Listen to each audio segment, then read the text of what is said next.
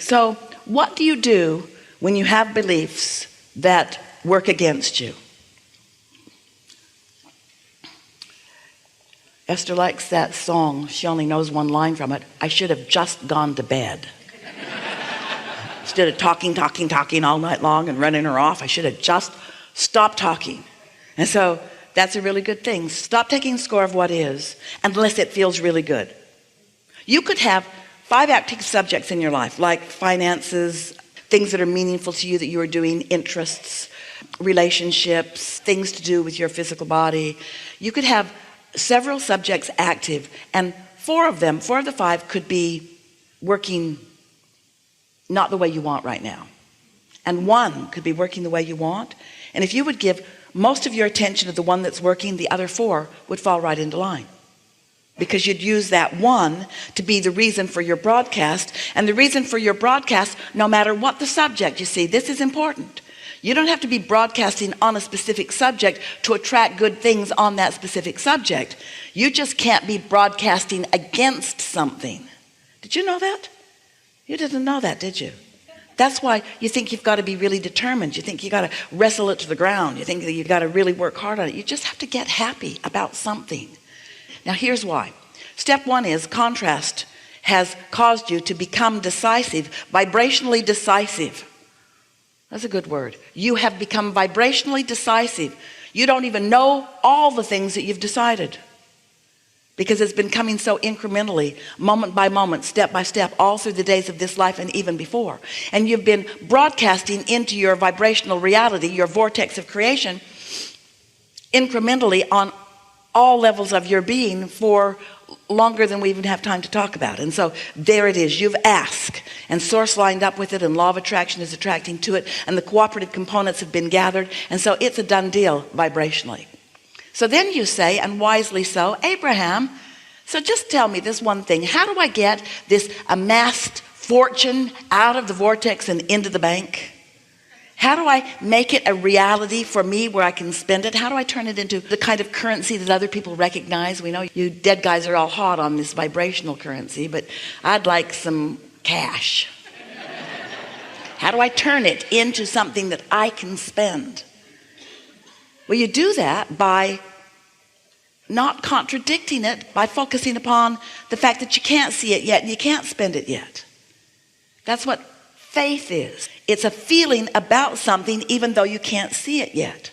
It hasn't translated, it hasn't become vibrationally viable enough that you can translate it through your physical senses. What you see is a translation of vibration. You don't know it because you just do it so easily. What are you doing today? I'm going to go translate some things into vision. I'm looking at that now. I'm looking at that now. You don't do that. You were born vibrationally translating into sight and sound and smell and taste and touch. And you were also born translating through your emotional center, your guidance system, to let you know whether you are a match to your own inner being, who is a match to this thing that you want, or not. You can tell by the way you feel. So since what you want is not vibrationally viable enough, now what do we mean by that?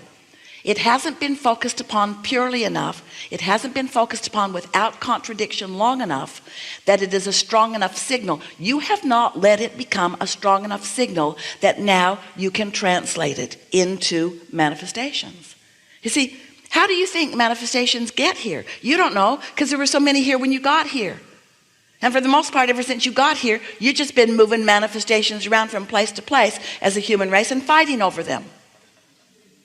But if you will use your reasoning mind, hasn't your economy gotten way bigger than it was? You don't remember, but you could if you try.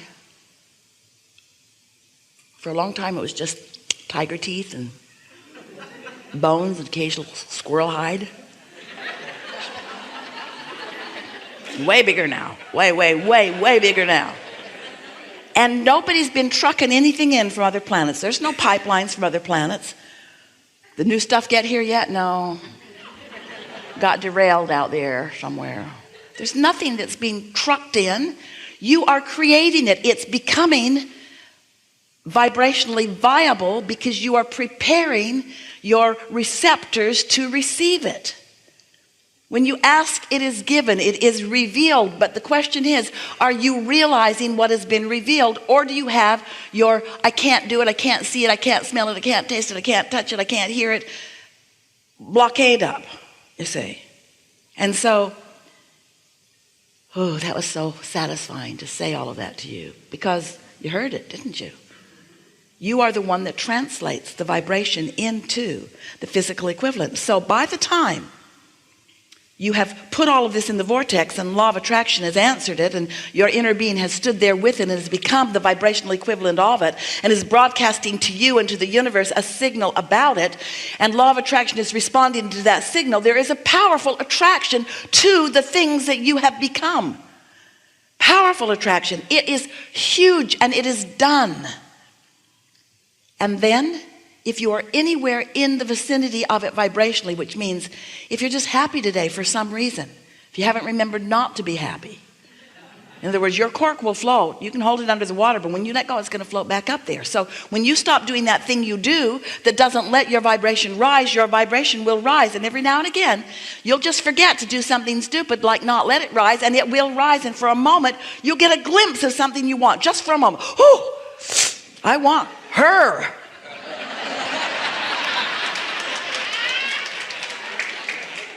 I want this. I want this. Don't you know that feeling? When you first translate that vortexual creation into something that is meaningful to you, when that idea hatches in your mind, that's a manifestation. Now, it's not the kind of manifestation you want. You don't just want an idea. Yeah, you do. You want the idea because you got to have the idea, and you got to practice the idea, and you got to become familiar with the idea, and you got to hold the idea. You've got to nurture the idea just like the seed of corn has to be nurtured before it comes into something that you can eat and enjoy. So now you have it. That's the answer to every question. Go away now and live happily ever after. Helpful? Yes, but I have. Yeah. So really helpful. I see more clearly what my desire is, but it just feels. Your desire was already clear. Your desire could not be more clear. You do not need to work more on your desire. Your desire is so wonderful. You will live happily, happily, happily, happily ever after. The desire isn't the part that you want or need to spend one more moment about. How do I get more attuned with the desire? It just feels like I'm missing a 5%. For now, get off of it. Get off of it. Because if you get right on it, you'll just keep doing what you've been doing. So you want to step back from it. And the way you get off of it, the way you get off of something that you can't get off of, when you're obsessed with something and you can't stop thinking about it and you know you're working against yourself, get general. Say things like, all in good time. This was a good experience. I'm getting clearer.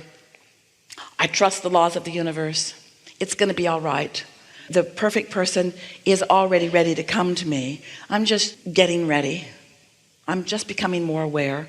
There's no big rush. All is well. I'm enjoying the process. I love the clarification of the process. Everything's all right. What fun I'm having. Anything that I've spent time becoming vibrationally attuned to causes a really lovely journey. I love that sweet spot. I love that feeling of anticipation. That feeling of anticipation. That feeling of turning a corner and wondering now, maybe. I love that feeling of anticipation, that feeling of recognition, that feeling of mutual attraction, that knowing that law of attraction has put us together, not that I have kidnapped this person. That feeling of law of attraction putting us together, that mutual, delicious attraction. Yeah. So you just cool your jets, chill out, trust, be easy. Notice what is working. Notice the components of what's working and why. 2 days in a row, Esther has put her breakfast card out on her door. And she ordered oatmeal. That's all she wanted, and a banana. And so yesterday the nice man came and he had a big pile of food. It had bacon and eggs and toast and juice and coffee, which she doesn't drink. And he set it down and Esther said, all I ordered was oatmeal and banana. And he said, she must have made a mistake when she checked it in. And Esther said, I thought about just taking a picture of that little card I put on the door, but I didn't do it. And so Esther laughed about it. And then last night she filled out her card again. And again she thought, I'll just take a picture of this. And she thought, there's no possibility she could make a mistake 2 days in a row. So breakfast came again, and same thing. All these things that she didn't order. But now this man has become wiser. And so he went to get the actual card, and he brought the card to Esther. And there was what Esther checked, but there were the other things checked too. And Esther said, somebody's having fun with my card on the door. Somebody's having fun with my card on the door. Somebody's having fun with my card on the door. So Esther's still working through this. In other words, she came to realize as she was eating her oatmeal that she may have a control issue. Who would do that? And then she said to the man, she said, see my check marks? How they're light. This is the pen I used. See how they are? How they kind of go this way? And see how these are straight up and down? He said, oh yeah, I see that. Truly, you've been sabotaged by one of the fun-loving otters of the universe, is what Esther is thinking, because there isn't anything Esther enjoys more than fun. And Esther's a little bit of a prankster. So watch your cards on the door. Just watch them. You're going to get way more breakfast tomorrow than you want. So what we're getting at is, even though someone did have fun with Esther's door card, no question about it. And when you're all gone, we'll tell her which one of you it was. There's no question in Esther's mind that she's the attractor of this. It's illogical. She can't reason it out, but she does accept that she is the attractor of this. And as long as she's accepting that she is the attractor of this, then she can have it any way she wants in time.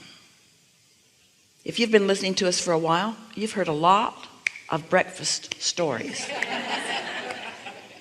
There was the strawberry jam phase, where no matter how big they wrote it on the card, the strawberry jam never came.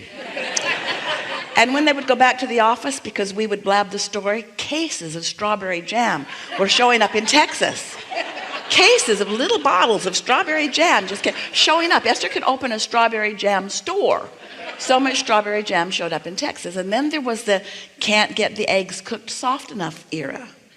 And then there was bring my own pot in my own suitcase and cook it on my own plate so that I can get my own damn breakfast the way I want it to be era of Esther's breakfast. And then there was the bring a food bar because they're not going to deliver it during the window that is right.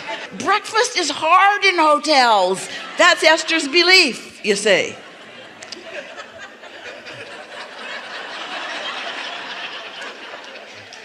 And so, doesn't matter what you believe, it's going to show up to show you what you believe. Everything that you believe shows up, because a belief is a thought you continue to think, and a thought that you continue to think is a vibration that you continue to offer, and a vibration that you continue to offer is a vibration that you continue to have as the basis of your point of attraction. And that's just how it is, you see. Nice to know. Really good. Very much. Yeah. Thank you so much.